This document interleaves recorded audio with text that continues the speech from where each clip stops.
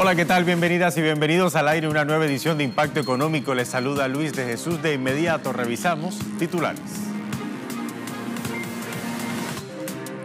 Los organismos financieros internacionales dan buenas proyecciones macroeconómicas para Perú. Sin embargo, en el país andino, grandes sectores de la población carecen de acceso a servicios de agua potable y otros servicios básicos. En nuestra arista económica de hoy analizamos el panorama económico de Argentina de cara a las elecciones presidenciales de este año y con particular interés y atención al acuerdo con el FMI. Y Turquía se une a la lista de países que busca burlar las sanciones estadounidenses contra Irán. Ankara propone crear un mecanismo alterno de pago con Teherán similar al que estableció Europa.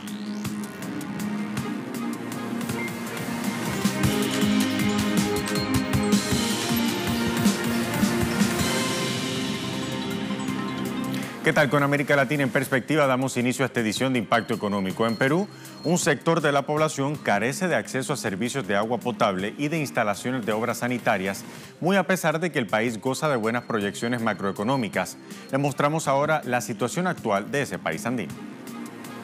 De acuerdo al Instituto de Economía y Desarrollo Empresarial de la Cámara de Comercio de Lima, en Perú, 7,3 millones de personas no tienen acceso adecuado a servicio de agua potable. La cifra constituye el 22,7% de la población total del país, de los cuales 2,5 millones de ciudadanos viven en ciudades y 4,8 millones en zonas rurales. Igualmente, la Cámara de Comercio informa que 8,3 millones de personas no cuentan con una red pública de alcantarillado, siendo el sector rural el más afectado, con unos 5,9 millones de personas, mientras que en la urbana el déficit impacta a 2,4 millones de peruanos. Las cifras deficitarias que tiene el Perú con relación al acceso al agua potable y obras de saneamiento no concuerdan con los datos macroeconómicos registrados en 2018. Según el Ministerio de Economía y Finanzas, Perú logró una expansión de su Producto Interno Bruto de 4% el año pasado, es decir, registró una tasa positiva sobre la producción de bienes y servicios. También el país logró obtener ganancias por 47.702 millones de dólares en 2018, gracias a las exportaciones, sumando 3 años consecutivos en alza y superando el récord de 2012, de acuerdo al Ministerio de Comercio Exterior y Turismo.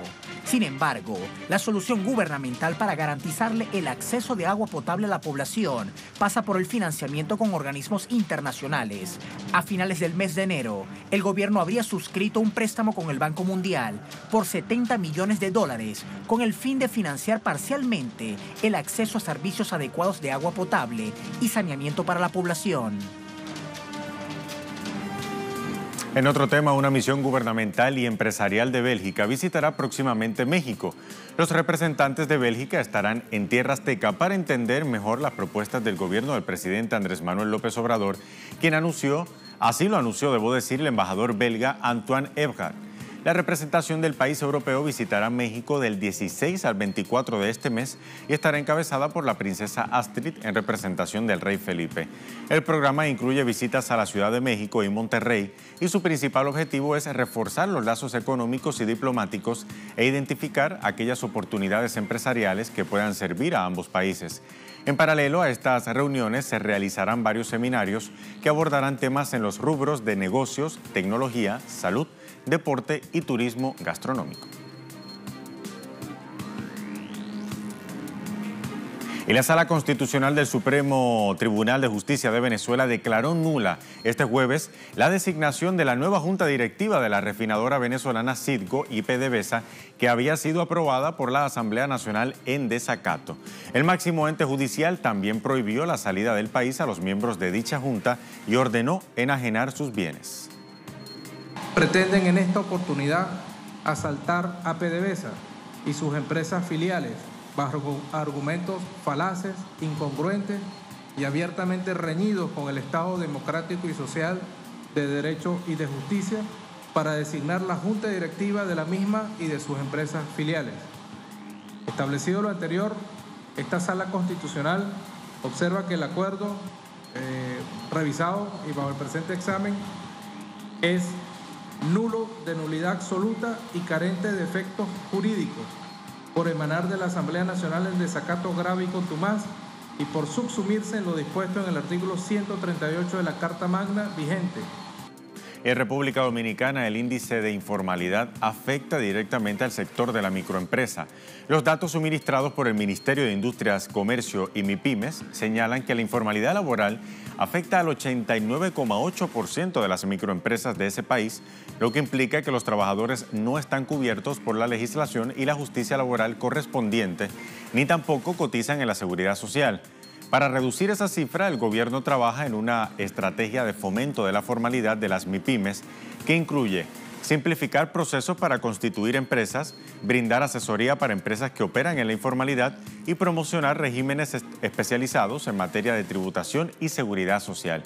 El país caribeño celebró este jueves, además, un seminario regional sobre la formalización de las MIPYMES, donde participan autoridades gubernamentales de toda la región y del Banco de Desarrollo de América Latina. En Argentina, la mayoría de la población padece los efectos de la crisis económica provocada por el gobierno de Mauricio Macri. Sin embargo, esas mismas medidas del gobierno siguen generando ganancias para otro sector. El medio argentino Página 12 destaca que fueron los bancos los grandes ganadores de la economía el año pasado, 2018. El sector registró utilidades por 172.000 millones de pesos, lo que equivale a un incremento de 121,5% respecto a 2017. Las ganancias de los bancos aumentaron en términos reales y en moneda dura. Incluso en medio de la crisis cambiaria y el salto de los precios en 2018, las entidades financieras obtuvieron diferenciales extraordinarios a partir de distintos rubros. La suba de las tasas de interés, además, fue uno de los elementos que explicó el aumento de la rentabilidad bancaria. El ingreso por este concepto nada más fue de 483.000 millones de pesos, con un avance de 69,4% si se compara con el año 2017. Hacemos una primera pausa aquí en Impacto Económico y precisamente, ya que estamos hablando de Argentina, seguimos hablando de Argentina al regreso de la pausa cuando abramos nuestro expediente económico. Hablamos de las elecciones presidenciales venideras en ese país y también de cómo afecta el panorama económico junto con el acuerdo del FMI. Esto y más a la vuelta, ya venimos.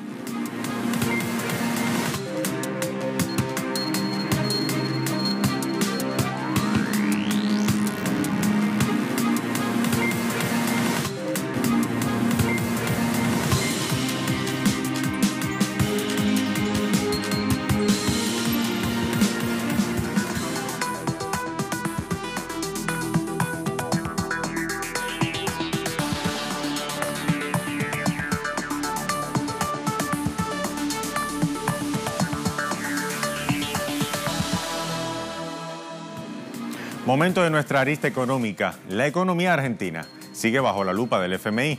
Una comisión técnica arribó de hecho a Buenos Aires esta semana para evaluar el plan económico y las metas acordadas con el gobierno de Mauricio Macri. Pero ¿en qué contexto se desarrolla esta tercera visita? Aquí le mostramos. El regreso al Fondo Monetario Internacional sin dudas pone fin a la política de respeto de soberanía aplicada por el presidente Néstor Kirchner en 2006, cuando pagó 9.600 millones de deuda y suspendió relaciones con el organismo, lo que significó el fin de visitas periódicas y la elaboración de informes sobre el estado de la economía de esta nación suramericana. Gracias a la política entreguista de Mauricio Macri, la economía argentina queda atada de pies y manos otra vez al Fondo Monetario Internacional a cambio del tan anhelado crédito que Cambiemos considera indispensable para evitar un descontrol económico inmediato. El gobierno de Macri recurrió al Fondo Monetario Internacional a raíz de una fuerte inestabilidad financiera desatada a finales de abril de 2018 que impactó en una depreciación de la moneda nacional, una aceleración de la inflación que por estos días alcanza el 47,7% interanual, la cifra más alta desde 1991, y una caída de la actividad económica. A partir del acuerdo stand-by firmado en junio pasado por $50.000 millones, con un primer desembolso de 15.000 millones, se dio luz verde para que cada una de las medidas fiscales, monetarias y cambiarias del Banco Central Argentino sea auditada por el FMI. No se trata solo de una supervisión general a la política económica de más ajuste del gasto público, más tarifazos y del remate del Fondo de Garantías de Sustentabilidad de las ANSES para pagar jubilaciones. Los técnicos del fondo encargados del monitoreo también reciben información diaria, semanal y mensual de las principales variables. Son consultados actualizados en forma continua acerca de la marcha de las metas establecidas y la Junta Ejecutiva del FMI evalúa cada trimestre, desde la primera revisión del 15 de septiembre pasado, si continúa o no con la asistencia financiera. Siguiendo esa línea, por estos días el Fondo Monetario hace la tercera revisión de la evolución de las cuentas públicas de Argentina. Si el país logra el visto bueno en esta nueva auditoría, el fondo procederá a hacer en marzo próximo un nuevo desembolso por algo más de 10.000 millones de dólares y otros 2 antes de las elecciones presidenciales. De ser así, el gobierno habrá recibido el grueso del crédito por 57.100 millones de dólares pactado al precio de un ajuste que deberá continuar quien gobierne a partir de 2020. Estos datos colocan a Argentina como el país de la región con mayor endeudamiento según la Comisión Económica para América Latina y el Caribe, CEPAL. La proporción de la deuda pública argentina alcanzó el 77,4% del PIB a mediados del año pasado, cuando en 2015 el porcentaje era del 53,3%. Así superó a países como Brasil, Costa Rica y El Salvador. Sin embargo, ese porcentaje del 77,4% incluye solo el primer desembolso del préstamo del Fondo Monetario Internacional de 15.000 millones de dólares en julio de 2018. Pero si se toman en cuenta los 13.400 millones más que fueron girados durante octubre, el nivel de endeudamiento de Argentina está por encima del 80% del PIB, según aclaró la CEPAL en su informe titulado Balance Preliminar de las Economías de América Latina y el Caribe, publicado recientemente. Aún así, los datos de la CEPAL se quedan cortos. El nivel de endeudamiento se acerca casi al 100% del PIB cuando se suma también el último desembolso de diciembre del año pasado. La cuenta final a diciembre de 2018 es de 97,7% del PIB, según datos de la consultora Lavar Capital Growth. Ahora, importante resaltar que Argentina celebra este año elecciones presidenciales. Ante ese panorama, el FMI ya se adelantó y dijo que para los años 2020, 2021 y 2022 no están pactados nuevos ingresos de dinero, pero Argentina sí tendrá que pagar los intereses de la deuda.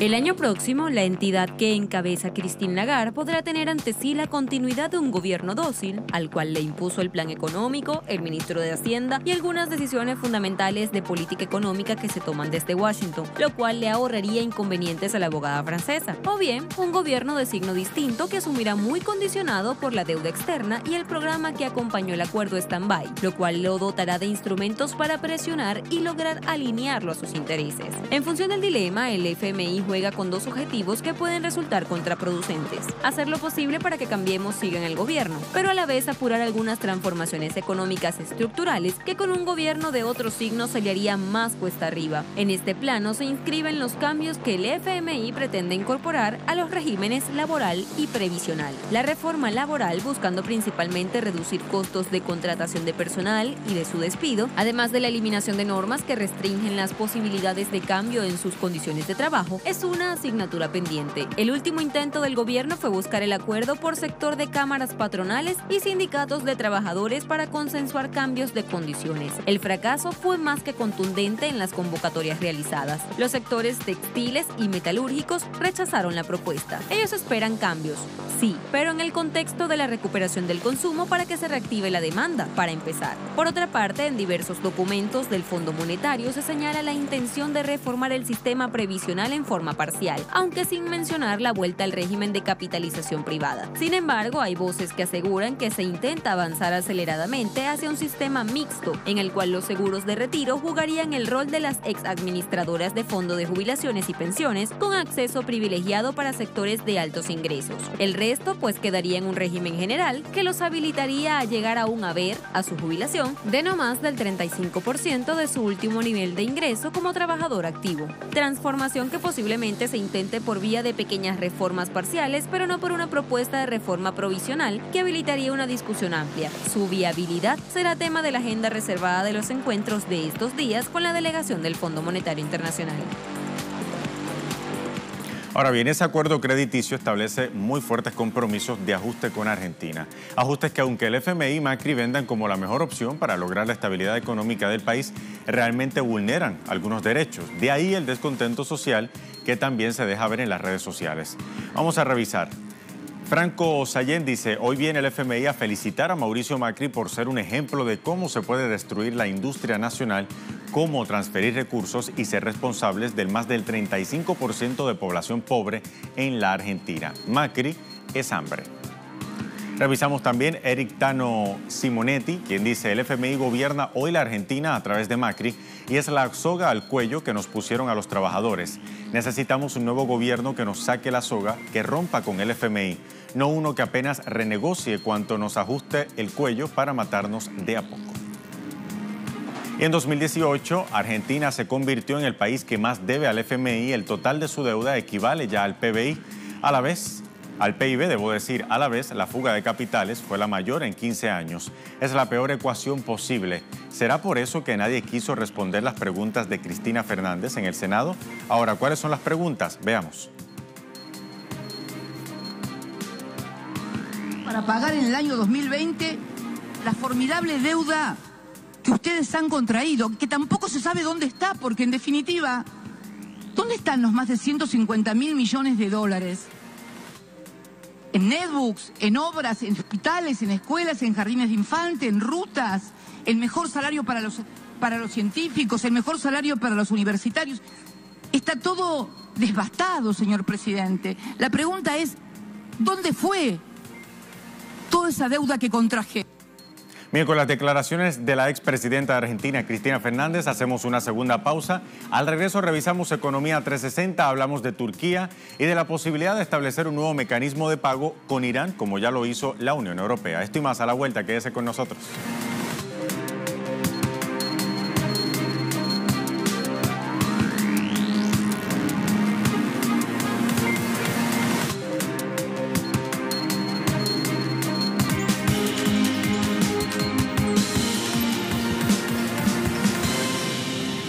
En Economía 360, Turquía dice que está dispuesta a crear un mecanismo de comercio con Irán muy similar al canal de pago instalado recientemente entre la Unión Europea y el país persa.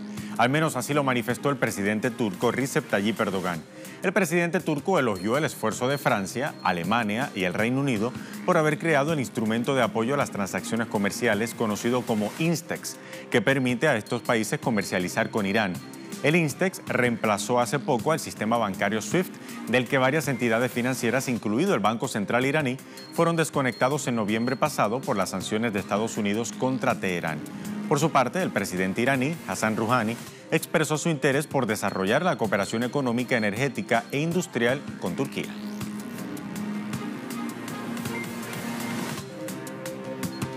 En Europa, la primera ministra del Reino Unido, Theresa May, sufrió otro revés en el Parlamento británico este jueves. Los parlamentarios británicos rechazaron una moción de apoyo a su acuerdo de retirada con la Unión Europea. Los detalles a continuación. La primera ministra de Reino Unido, Theresa May, sufrió otra derrota parlamentaria sobre su estrategia del Brexit, cuando los legisladores rechazaron una moción del gobierno en la que se pedían 2 semanas más de plazo para seguir discutiendo con Bruselas. May busca cambiar los términos del llamado backstop, la salvaguarda irlandesa, en el acuerdo de retirada de la Unión Europea. Ese fue el mandato de Westminster el pasado 29 de enero y a él se agarraba la primera ministra para ganar tiempo y convencer a la Unión Europea de que era posible sacar adelante el plan si cedían en el asunto irlandés. La primera ministra puede seguir adelante con sus planes negociadores, por lo que ha prometido que el próximo 27 de febrero volverá al Parlamento con algo más concreto y que, de no ser así, permitirá a los diputados presentar nuevas mociones para decidir qué rumbo deben tomar las negociaciones del Brexit antes de que llegue la fecha de salida del 29 de marzo. Y China espera alcanzar un resultado de aceptación y beneficio mutuo en la nueva ronda de conversaciones que el gigante asiático sostiene con Estados Unidos. Así lo dijo el portavoz del Ministerio de Relaciones Exteriores de China, Wang Chunying. Aquí sus declaraciones. Puedo entender su gran interés en las consultas comerciales de alto nivel entre China y Estados Unidos que comienzan hoy. Creo que todos esperamos que pueda llegar a un acuerdo, ya que el resultado puede afectar el desarrollo y la estabilidad de la economía mundial en el futuro. Actualmente, todo lo que podríamos hacer es asegurarnos de que las dos delegaciones puedan concentrarse en tener una buena ronda de consultas y trabajar por un resultado mutuamente aceptado y mutuamente beneficioso, que también beneficie al mundo. Y hablando de China, el portavoz del Ministerio de Comercio chino, Gao Feng, expresó que Beijing sigue comprometida con la apertura de su mercado a nivel mundial y busca acuerdos comerciales con sus vecinos. No importa cómo cambie el ambiente externo, el ritmo de apertura de China no se detendrá. China tiene un enorme mercado interno y continúa expandiendo su potencial de consumo. Creemos que los acuerdos regionales de libre comercio con China no solo beneficiarán a China, sino también a las economías relevantes y a la economía mundial. Hemos notado los últimos avances del Acuerdo de Asociación Económica Japón-Europa. La posición de China sobre los acuerdos regionales de libre comercio es coherente mientras se ajuste a los principios de la OMC. Es abierta, inclusiva y transparente, y es propicia para promover la globalización económica, así como la integración económica regional. Siempre tenemos una actitud positiva. Y llegó el momento de revisar los indicadores del precio del crudo al cierre de la jornada de este jueves. Lo hacemos como de costumbre, iniciando con el precio del barril de petróleo intermedio de Texas, el WTI. Marcó $54,63, subió 0,47%. El barril del Brent de referencia en Europa se ubica en $64,28, subiendo 0,97% si se compara con la jornada anterior. Mientras el crudo venezolano se ubica hoy en 380,55 yuanes, su precio sigue estable.